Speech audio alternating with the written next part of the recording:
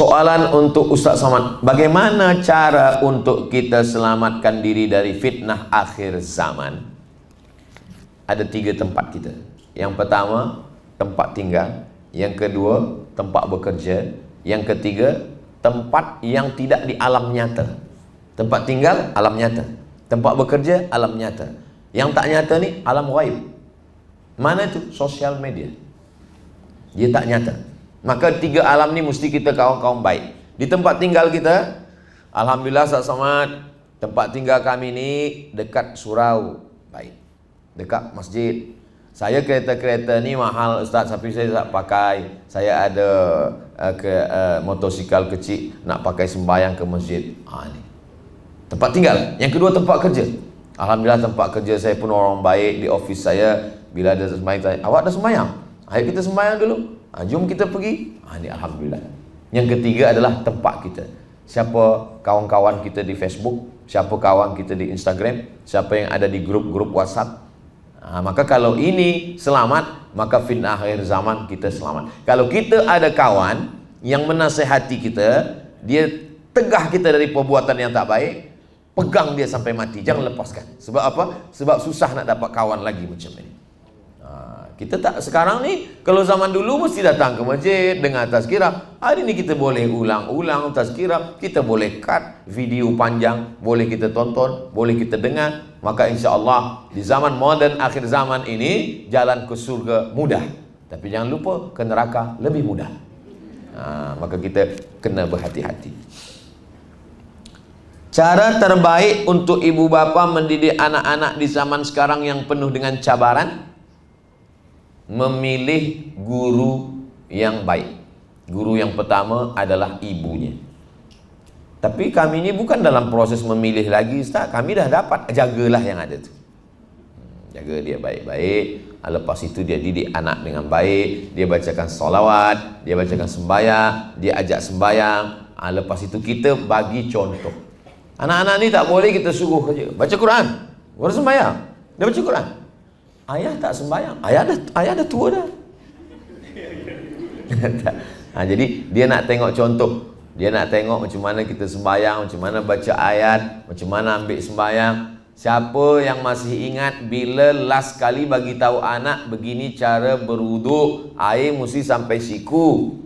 Macam mana masukkan jari ke lubang telinga, ini bagian dalam, ini yang di daun telinga. Macam mana celah-celahkan kelingking masuk ke kaki supaya ada basah.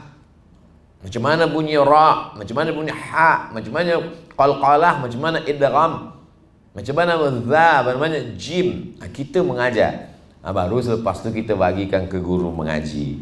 Saya tak pandai betul, ini guru mengaji, masukkan tadika Islamik dekat rumah atau di pondok tahfiz Quran. Selepas itu bila dia dah besar, nak masuk ke universiti, terbanglah sejauh mata memandang. Di hari petang dia akan pulang, dia dah tahu ke mana tempat dia. Bila kita dah didik dia, lepas tu kita lepas tanggungjawab di hadapan Allah. Mudah-mudahan semua anak-anak kita baik-baik, soleh-solehah semua. Kullukum ra'in, setiap kamu adalah pemimpin. Wa kullukum mas'ulun ar-ra'iyati, setiap ayah akan ditanya di hadapan Allah. Itu maka ayat untuk lelaki. Ya ayyuhalladzina amanu, hai lelaki, hai suami, qu anfusakum, jaga dirimu, wa ahlikum, istrimu, nara, dari api neraka. Jadi dari lelaki ini memang dia warisan 2 kali bagian perempuan. Bukan berarti Islam ini tak adil, tapi dia ada tanggung jawab. Lelaki yang membagi nafkah, lelaki yang membagi nasihat. 5 hak perempuan terhadap lelaki: makan, pakaian, tempat tinggal, pendidikan, perhatian. Wajib bagi lelaki. Maka karena berat ini, banyak lelaki sekarang dia tak siap nak jadi lelaki. Bila ditanya, kamu ni lelaki apa perempuan? Sebenarnya saya ini perempuan, tapi masuk dalam badan lelaki. Kita mesti lelaki. Ini memang sudah dipilihkan Allah Subhanahu wa ta'ala. Apa tindakan pertama untuk perbaiki akhlak? Guru yang terbaik adalah kawan. Itu kata Imam Ibnu Maskayoy. Nama kitabnya Tahzibul Akhlak, menghaluskan akhlak. Jadi yang paling tahu itu adalah kawan. Jadi saya mesti tanya ke kawan saya, apa yang kurang? Kawan orang yang dekat dengan kita. Ibu kita dulu masa almarhumah mak masih ada, saya bawa pergi tazkirah. Lepas tazkirah saya tanya, macam mana tazkirah tadi mak?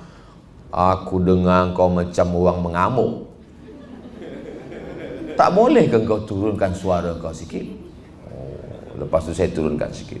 Jamaah semua, mari kita bertakwa. Pergi tazkirah lagi masjid, saya tanya, macam mana tadi mak? Kau bercakap macam dikejar anjing. Cepat betul. Apa tak bercakap pelan macam orang bercerita? Macam mana tadi? Jadi orang yang bersama dengan kita. Selepas mak meninggal, isteri tanya, macam mana tadi?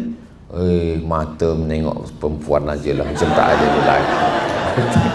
Itu maka dari tadi saya tengok lelaki. Jadi ada orang.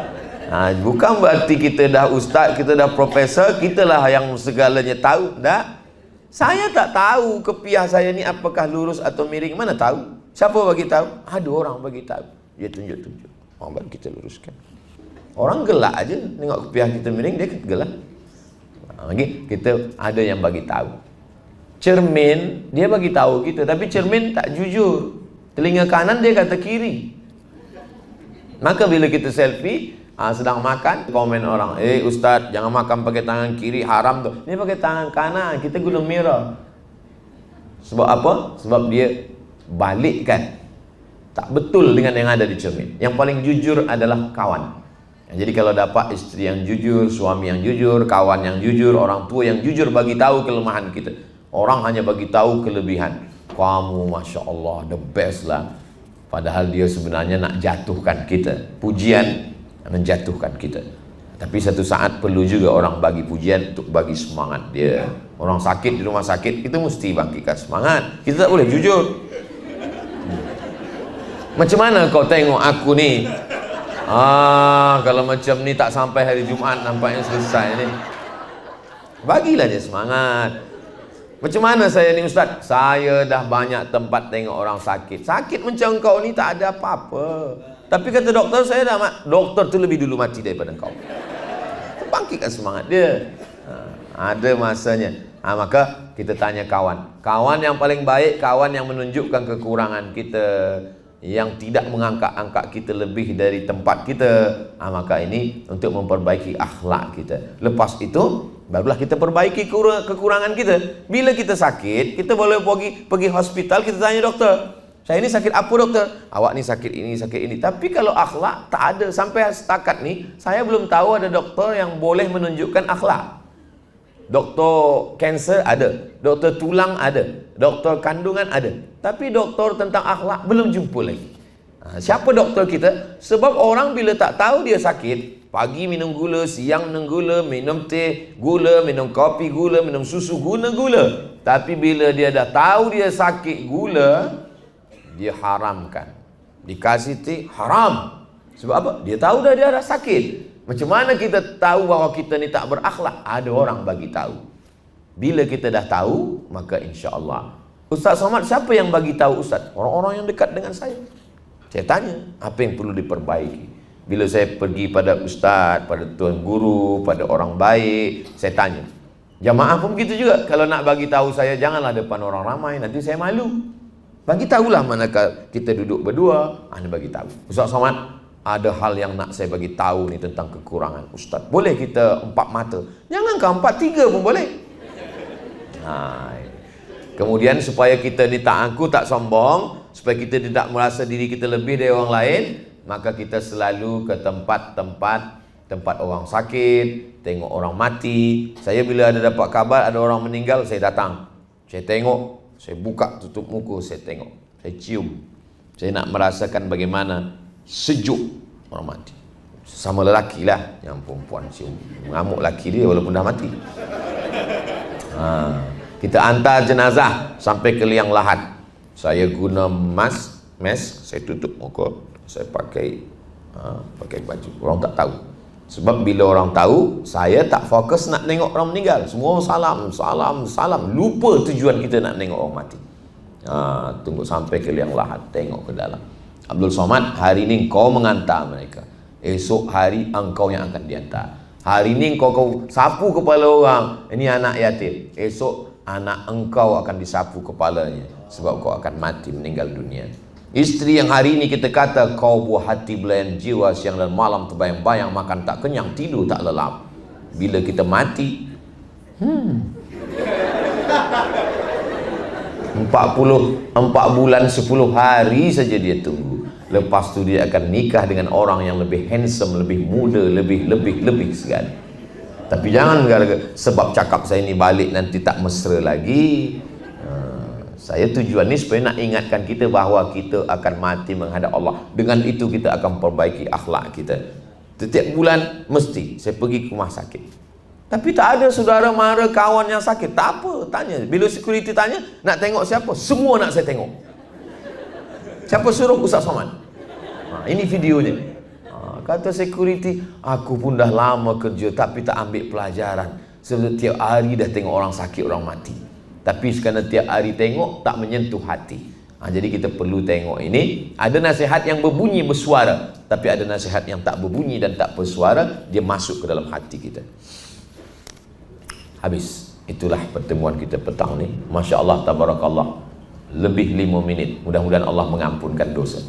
Di akhir majlis mari kita sama berdoa kepada Allah. Allah mudahkan semua urusan kita. Allah jaga keluarga kita sakinah mawaddah warahmah. Anak-anak kita soleh dan solehah. Kita dibagikan istiqamah hati zahir dan batin. Mati kita husnul khatimah. Kita bersama Rasulullah SAW. Untuk niat yang baik ini Al-Fatihah. A'udzubillahi minasyaitonirrajim. Bismillahirrahmanirrahim. Alhamdulillahirabbil alamin arrahmanirrahim maliki yaumiddin. Iyyaka na'budu wa iyyaka nasta'in. Ihdinas shiratal mustaqim, shiratal ladzina an'amta 'alaihim ghairil maghdubi 'alaihim waladdallin. Amin. Allahumma inna nas'aluka salamatan fid din. Selamatkan kami dalam agama kami ya Allah. Wa afiatan fil jasad, sehatkan badan kami supaya kami boleh beribadah. Wa ziyadatan fil ilmi, tambahkan ilmu kami supaya betul amal kami. Wa barakatan fil rizqi, berikan berkah pada rezeki kami supaya kami boleh berwakaf, berinfak dan bersedekah. Wa taubatan qablal maut, dosa kami banyak, berikan kami taubat sebelum mati. Wa rahmatan indal maut, mati itu sakit, berikan kami kasih sayangmu saat kami mati. Wa maghfiratan ba'dal maut, berikan kami ampunan selepas mati. Allahumma hawwin alaina fi sakaratil maut, ringankan kami manakala melalui sakaratul maut. Wan najata minan nar, selamat dari api neraka. Wal afwa indal hisab, maafkan silap salah dosa kami manakala nanti kami akan dihisab, dihitung kira di hadapanmu ya Allah. Allahumma ja'al hadzal balada baladan amina, jadikan negeri tempat kami hidup ini negeri yang aman, negeri yang damai, negeri yang baik. Baldatun thayyibatun wa rabbun ghafur. Rabbana fir lana dzunubana, ampunkan dosa kami. Wali abaina, ayah kami. Wali ummahatina, mak kami. Wali azwajina, pasangan hidup kami. Wali dzurriyyatina, anak cucu keturunan kami. Waliman ahsana ilaina, orang-orang baik yang pernah buat baik pada kami tak sempat kami membalas kebaikan mereka. Waliman hadarana, semua yang hadir di majlis sembang baik, sembang ilmu bersama orang-orang seni ini ya Allah. Rabbana atina fid dunya hasanah wa fil akhirati hasanah wa qina adzabannar wa adkhilnal jannata ma'al abrar. Masukkan kami ke dalam surga bersama orang-orang baik, bersama Nabi Muhammad sallallahu alaihi wasallam. Wa sallallahu ala sayyidina Muhammadin wa ala alihi wa sahbihi wasallam walhamdulillahi rabbil alamin. Taqabbalallahu minkum minna wa minkum taqabbal ya karim. Lebih 1 jam 60 minit kita bersama. Mudah-mudahan kebersamaan kita ini bernilai amal soleh. Ada kata-kata tak berkenan di hati, menyinggung perasaan, saya Al-Faqir Abdul Somad mohon maaf. 10 jari diangkat 11 dengan kepala. Mudah-mudahan Allah mengampunkan silap salah kita semua. Saya tutup dengan tradisi di bumi Melayu dengan berpantun menangkap puyuh di Bukit Selasih. Thank you dan terima kasih. Wassalamualaikum warahmatullahi wabarakatuh.